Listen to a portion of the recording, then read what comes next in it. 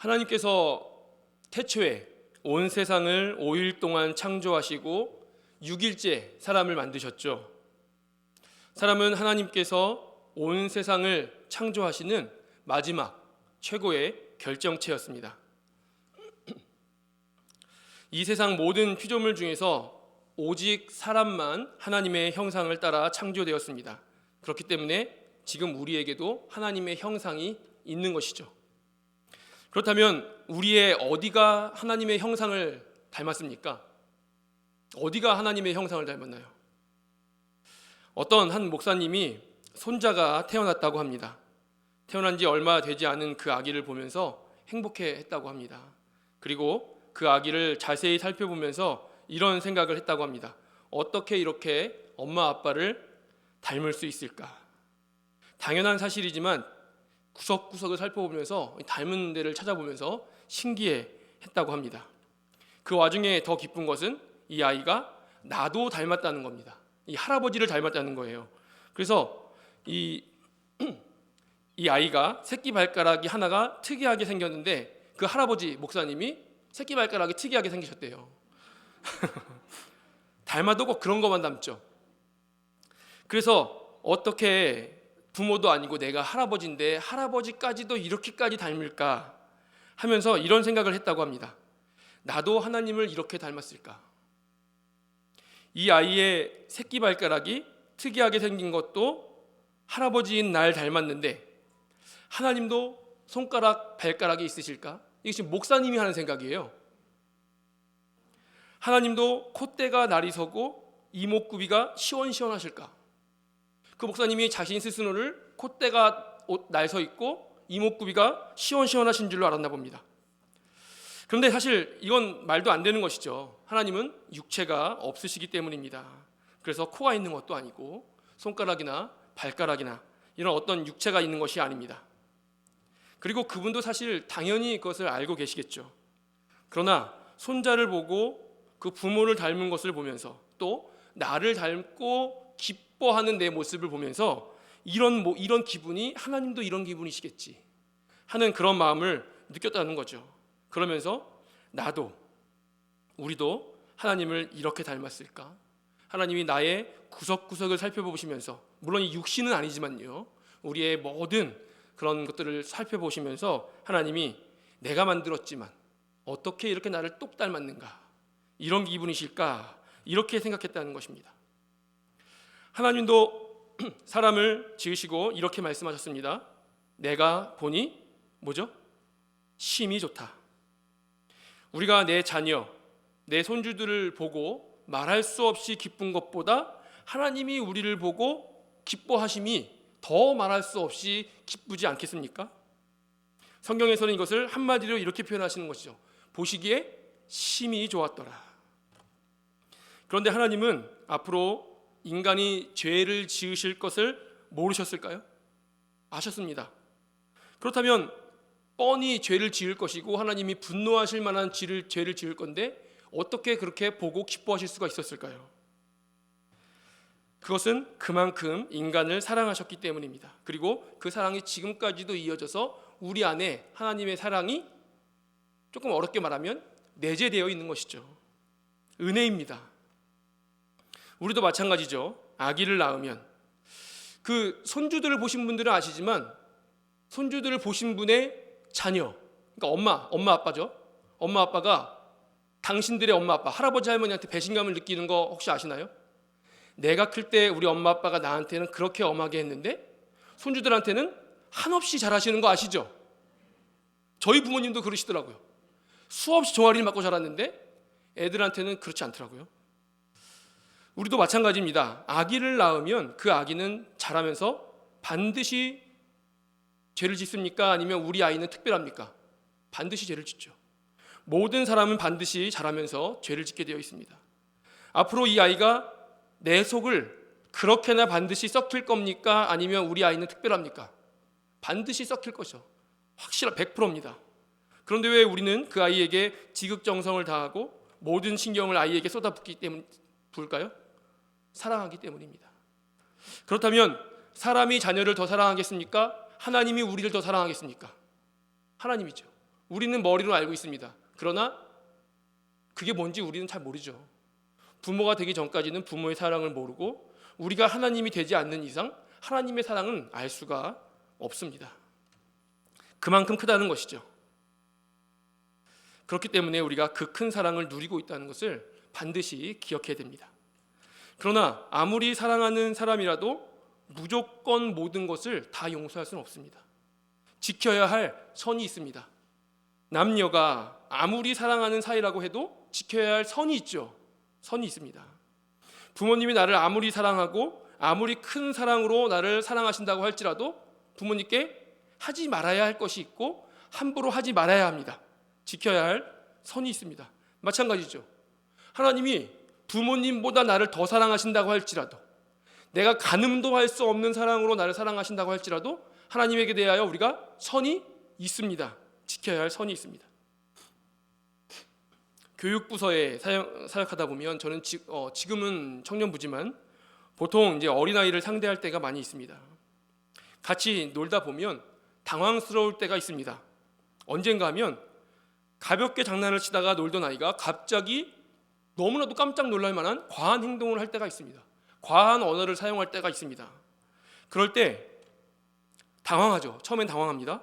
그런데 여러 번 경험하다 보면 알게 되는 것이 대부분의 아이들은 일부러 하는 친구들도 있죠. 그러나 대부분은 일부러 하는 것이 아니라 모르고 하는구나. 얘가 아직 관계를 어떻게 해야 될지 잘 모르고 사람을 대하는 방법을 잘 모르고 상황에 따른 대처 방법을 잘 모르는구나 라는 걸 깨닫게 됩니다. 그러면 그것을 잘 가르쳐주고 그 아이는 잘 배워서 경험을 쌓아야 합니다.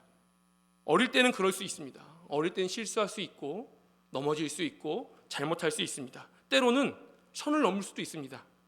그러나 신앙생활을 꽤 했는데도 다양한 직분과 역할을 맡고 있는데도 선을 넘을 때가 우리는 종종 있는 것 같습니다. 하나님은 아담과 하와에게 이 세상의 모든 것을 마음대로 할 수 있는 권한을 주셨지만 한 가지 선을 주셨습니다. 선을 주셨는데 그것은 바로 선악을 알게 하는 나무의 과실이었죠. 선악과죠. 아무리 아담과 하와라고 할지라도 그리고 아무리 하나님이 그들을 사랑해서 모든 것을 다 하라고 했을 그런 권한을 주셨다고 할지라도 하나님의 마음에 안 드는 것이 있을 때가 있을까요? 없을까요? 있습니다. 그러나 하나님이 모든 것을 다 용서해 주셨습니다. 무엇을 하더라도요. 그러나 한 가지는 안 되는데 그것이 바로 선악과였습니다. 아담과 하와가 드디어 선을 넘었습니다.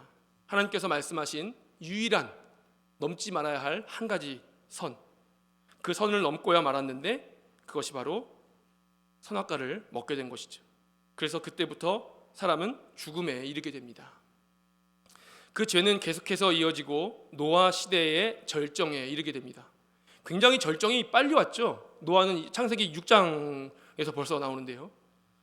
지금까지 하나님은 인내하셨지만 계속된 반복된 선 넘는 죄는 이제 하나님의 심판을 받게 이르게 되었고 그것이 바로 40일을 밤낮으로 비가 내리는 심판이었습니다. 그리고 하나님은 노아로부터 새로운 인류를 다시 시작하시죠. 제가 지금 무슨 말씀을 드리려고 하는 것인가 하면 인류의 역사는 죄의 역사라는 것입니다. 우리 삶이 죄의 연속이라는 것입니다. 그냥 죄의 연속이 아니라 계속해서 넘지 말아야 할 선을 계속 넘는 그런 죄를 계속 짓고 있다는 것을 지금 말씀드리고 있는 것입니다. 노아 이후에도 인류는 새로운 삶을 시작하는데 또다시 죄가 시작되었습니다. 그 죄는 하나님이 번성하라고 하셨는데 그래서 인류가 번성은 하지만 인류의 번성과 동시에 죄가 함께 번성하고 있었습니다. 인류는 이제 교만해질 대로 교만해졌습니다. 하나님이 내 위에 있다는 것을 인식하지 못하는 순간 사람은 내가 교만해지려고 하지 않아도 이미 교만의 반열에 이른다는 것을 우리가 반드시 기억해야 되죠. 그 죄는 다시 번성하기 시작했고 그 교만은 오늘 말씀의 바벨탑으로 이어지게 됩니다. 이때는 아직 사람들이 같은 언어를 사용하고 있다고 합니다. 그리고 여기서 중요한 것이 이 사람들은 바벨탑을 짓기 위해서 물론 이제 바벨탑을 짓기 위해서 장소를 찾은 것이 아니라 가다가 지은 것인데 그들이 살 곳을 찾아 동방으로 옮기고 있었습니다. 동방입니다. 왜 동쪽이었을까요? 동쪽으로 옮긴 것 자체가 문제가 되지는 않습니다. 그러나 오늘 말씀에 굳이 동쪽이라는 방향을 말하는 것 자체가 의도가 있는 것입니다. 굳이 왜 말했을까? 의도가 있는 것이죠. 왜냐하면 구약에서 동쪽은 좋지 않은 의미를 지니고 있을 때가 많이 있습니다. 우선 동쪽, 이스라엘의 동쪽은 어떤 나라가 있습니까? 바벨론이 있죠. 여러 나라가 있었지만 대표적으로 바벨론이라는 상징적인 악한 나라가 있습니다. 창세기로 범위를 좁히면 더 그렇습니다. 동쪽은 가인이 동생 아벨을 죽이고서 하나님 앞을 떠날 때 어느 쪽으로 떠났죠?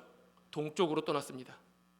아브라함의 조카 롯이 아브라함과 헤어질 때 선택한 곳이 눈을 들어 보니 하나님과 동산과 같고 애굽 땅과 같았던 쪽이 어느 쪽이죠? 동쪽입니다. 아브라함이 나중에 다시 결혼을 해서 그 자녀들에게 이삭으로부터 떠나게 하려고 할 때 그 떠나보낸 쪽이 어느 쪽이죠? 동쪽입니다. 동쪽은 하나님을 떠난 장소의 상징적인 곳입니다. 물론 동쪽이라고 말한다고 해서 무조건 그런 것은 아니지만 문맥에 따라 우리가 이런 것을 분별할 수 있어야 되죠. 하나님의 사람과 멀어진 사람들이 거주하는 곳, 그것이 바로 동쪽입니다. 그런데 오늘 사람들이 그들의 살 곳을 찾아 동방으로, 하필 동방으로 이동하고 있었습니다. 여기서 말하는 동방은 동쪽을 말하는 것일까요? 아니면 이 창세기를 쓴 모세죠. 모세가 악한 곳, 하나님이 싫어하시는 곳이라는 것을 함축해서 한 말일까요? 함축해서 한 말이죠. 동쪽으로 가는 것이 잘못된 것이 아니라 그들이 벌써 이미 내면에 죄가 충만하다라는 것을 암시하고 있는 것입니다. 그렇게 죄가 충만한 사람들이 동방으로 가다가 길을 멈췄습니다. 그리고 의견을 나누죠. 자, 벽돌을 만들어 견고히 굳자. 자, 성읍과 탑을 건설하여 그 탑 꼭대기를 하늘에 닿게 하자. 이 탑을 통해서 우리의 이름을 내고 온 지면에 흩어짐을 면하게 하자. 여기서 우리는 그 탑 꼭대기를 하나님의 하늘에 닿게 하자라는 말에 주목해 보려고 합니다. 이 사람들이 동방으로 옮기다가 시날 평지에 멈추고 하려는 최종적인 일은 성읍과 탑을 건설하고 그 탑을 하늘에 닿게 하는 것이 목적입니다.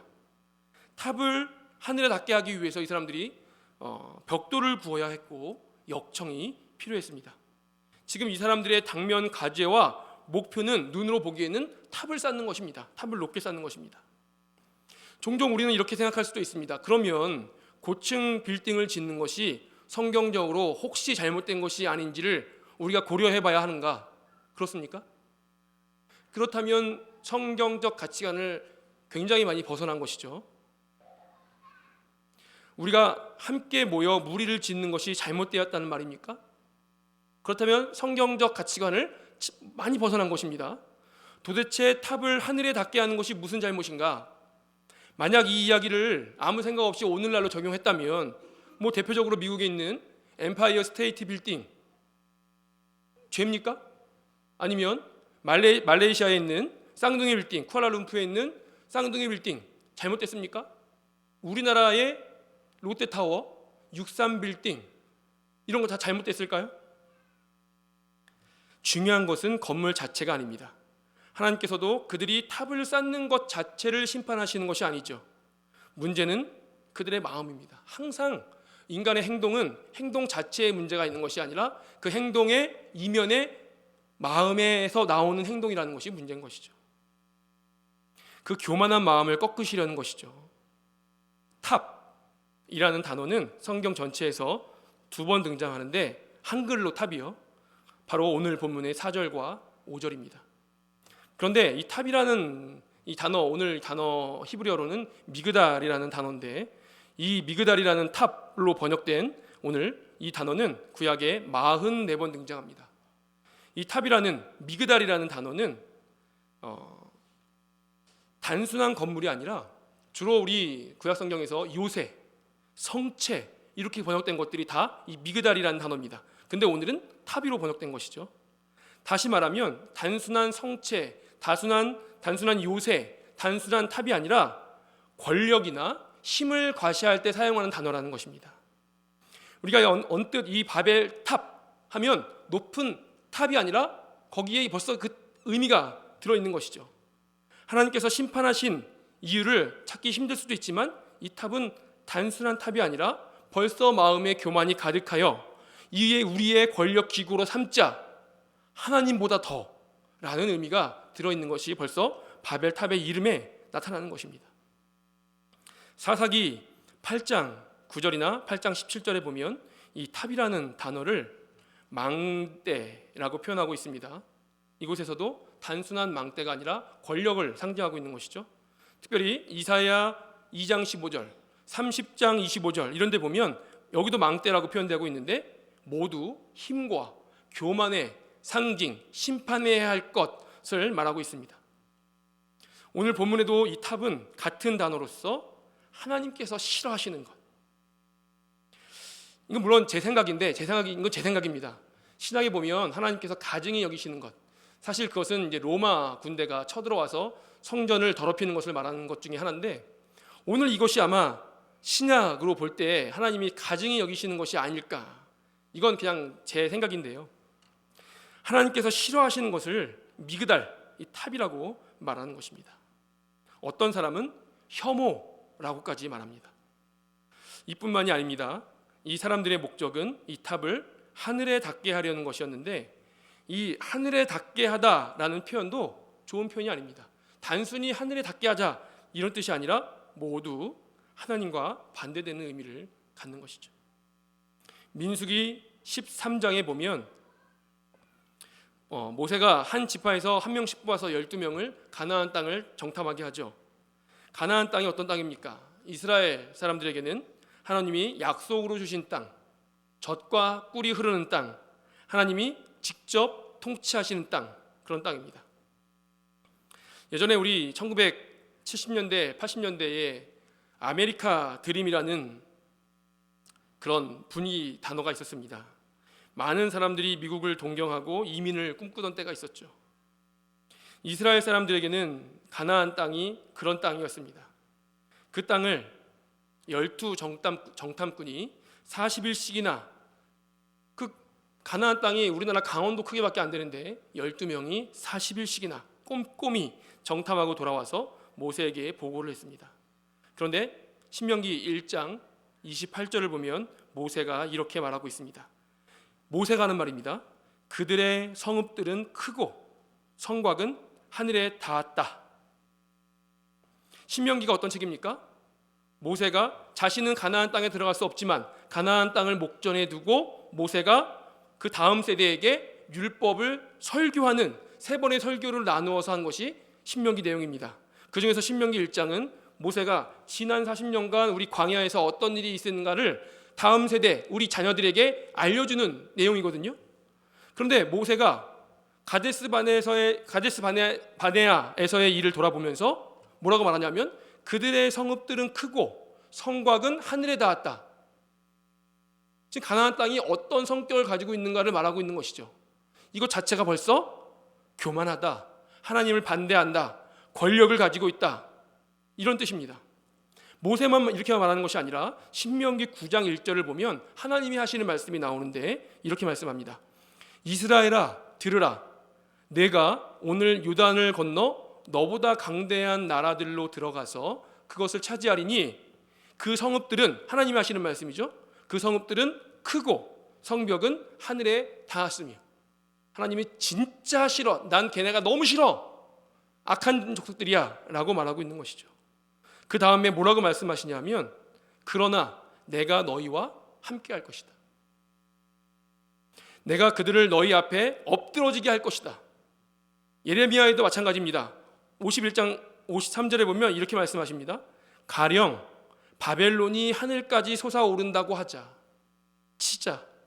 높은 곳에 있는 피난처를 요새로 삼더라도 멸망시킬 자가 내게로부터 나에게로부터 그들에게 임하리라. 여호와의 말씀이니라. 이해가 되시죠? 우리가 지금 이 탑을 하늘에 닿게 한다는 표현이 얼마나 하나님께서 싫어하시는가, 또 얼마나 하나님께로부터 반대되는 표현인가를 함께 살펴보고 있습니다. 그런데 이 모든 것이 오늘 말씀해 보니까 그 사람들이 온 세계에 자신들의 이름을 떨치기 위함이었습니다. 그래서 하나님은 오히려 그 이름을 없애버리려고 하셨죠. 이름을 떨치는 게 잘못인가요? 이름을 떨치려는 이면에 있는 그들의 탐욕이 문제인가요? 탐욕이 문제인 거죠.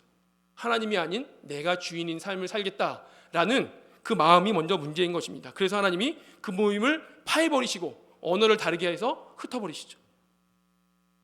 이렇게 본다면 사실 우리도 마찬가지입니다. 우리도 한번 우리를 돌아봐야 합니다. 하나님께서 우리의 모습을 보시고 말씀을 하신다면 과연 하나님께서 뭐라고 말씀하실까? 나는 한 번도 예배에 빠지지 않고 모든 예배에 최고로 열심히 나오는데, 나는 내가 할 수 있는 최선을 다해서 예배에 봉사를 하고 있는데, 우리의 일상생활에서 나는 항상 하나님을 예배하는 삶을 산다고 사는데, 우리가 잘못 산다는 것이 아니라 우리의 삶을 혹시 나는 이렇게 생각하지만 하나님은 어떻게 생각하실까? 이스라엘 사람들이 하나님은 없어, 내가 최고야 라는 마음을 먹고 하나님을 대적하려고 마음 먹고 하는 것은 아닙니다. 누가 우리가 마음 먹고 죄를 짓습니까? 부지 중에 짓는 것이죠. 고민해 봐야 합니다. 많은 시간과 정성을 들여서 하나님의 백성으로 살아가는 줄로만 알았는데, 만약에 내가 그렇게 살았는데 하나님이 내 삶을 보시고 너의 그 탑이 하늘에 닿았다 라고 말씀하시면 어떻게 할까요? 중요한 것은 보여지는 겉모습이 아니라 평소에 그 마음속에 어떤 마음을 가지고 있는가, 물론 행동도 중요하지만 마음이 먼저라는 것입니다. 이 바벨탑을 쌓고 있는 사람들도 마찬가지였습니다. 이 사람들의 탑이 잘못된 것이 아니라 탑을 쌓고 있는 그들의 내면에 나도 인지하지 못했던 하나님을 대적하려는 그 마음, 내가 내 삶의 주인이려는 그 마음이 벌써 하나님이 싫어하셔서 어떻게 하고 있나 하고 하나님이 우리가 내려가서 살펴보자 라고 하시는 거죠. 어쩌면 작정을 하고 하나님을 대적하려고 하는 것이었을지도 모르겠습니다. 또 어쩌면 의도가 없었을지도 모르겠습니다. 그러나 중요한 것은 최소한 평소 그들의 마음가짐이 그랬다는 것을 우리가 알 수 있는 것이죠. 저는 개인적으로 이제 대학교 다닐 때 교회에서 저희 동기들과 친하게, 저희 같은 학번 동기들과 친하게 지냈었습니다. 다른 동기들도 그렇지만 특히 저희 동기들이 숫자도 많았고 굉장히 똘똘 뭉치고, 예배 후에는 절대로 집에 가는 법이 없습니다. 반드시 모여야 되고, 학교 후에도, 심지어 다 학교도 다른데도 학교 후에도 자주 모이고, 다른 동기들이 부러워하는 그런 모임이었습니다. 또 교회 청년부에서도 모두 리더들이었고 다들 열심히 하는 친구들이었습니다. 그런데 어느 날 하루는 저희 청년부 목사님이 저희를 부르시더라고요. 저희는 당연히 예배나 어떤 행사에 관해서 하실 말씀이 있는 줄 알았는데 갔더니 혼을 내시는 것이었습니다. 왜 혼을 냈냐면, 저희끼리는 친하고 잘 뭉치고 예배와 봉사 열심히 하고 다 좋은데 너무 끈끈하니까 다른 사람들이 정착하기가 힘들다는 것이었습니다. 새신자가 와도 정착을 못하고, 동기인데도 와도 저희가 배척하지 않았는데 정착을 못하는 것입니다. 왜냐하면 그 사람들 입장에서는 들어갈 틈이 없었던 거였죠. 저희는 그걸 모르고 있었습니다. 전혀 인식하지 못하고 있었는데 크게 혼냈다기보다는 핀잔을 들었죠. 너무 너희끼리만 그렇게 하지 마라. 새로운 사람들이 정착을 못하고 다 나가지 않냐. 그리고 나서 생각을 해보니 맞는 말이더라고요. 저희가 새 신자들이 정착하게 하려고 노력하지 않는 것 자체가, 저희는 적극적인 죄를 짓는 것은 아니지만 이게 그 노력을 하지 않는 것 자체가 벌써 하나님이 기뻐하시지 않겠다라는 생각을 하게 되었습니다. 저희는 그런 의도를 가지고 있는 것은 아니었는데 저희의 무지함, 부주의함이 그런 결과를 가져왔었습니다. 물론 악한 의도를 가지고 있지 않았었지만 리더로서, 다 리더들이었는데 리더로서 그 정도는 볼 줄 알았어야 되는데 역량도 부족했던 것이죠. 또 한 번은 제가 자라온 모교회에서 있었던 일인데, 부흥회를 마치고 마지막 날 밤에 저희 교회에서는 떡을 했었는데, 어느 교회든지 주방 봉사 하시는 분들이 이제 수고가 많으시잖아요. 음식을 나누고 다 정리를 하고 돌아가려고 하는데 떡이 조금 남았었다고 합니다. 그래서 뭐 많지도 않고 수고하신 분들끼리 조금 있는 거 나눠서 가져가기로 했는데 어떤 한 권사님이 떡을 받으셨는데 깜빡하고 자꾸 안 받았다고 하시는 거예요.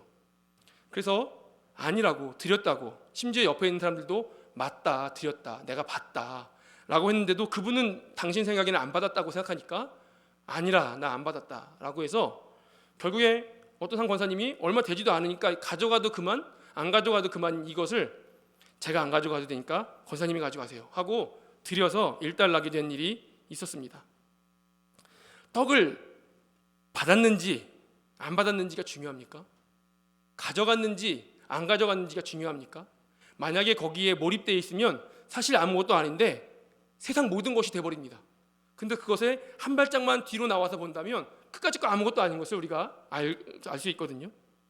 그 양보하신 권사님은 가져와도 그만, 안 가져와도 그만인 것을 양보함으로써 모든 사단이 일어날 일을 차단해버려서 참 좋은 리더의 모습을 보여주셨죠. 하나님이 보시는 것은 마음입니다. 어떤 사람은, 저와 같은 이제 목사들은 좋아 보이는 일들을 많이 합니다.